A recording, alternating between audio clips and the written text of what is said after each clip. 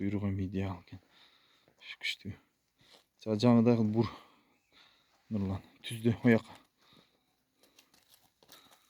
Каштан алған.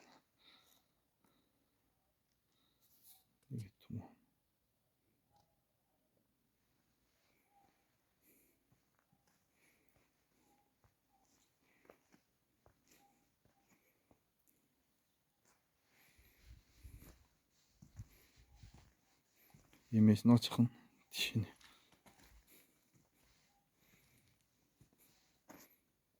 Dişi can oldu. Diş. Senin dişlerinin sahiptir ha? Pozitif mi ismi? Yok. Kana. Sayı otat. Canı sayı otat. Alt dişten 8 şikayet.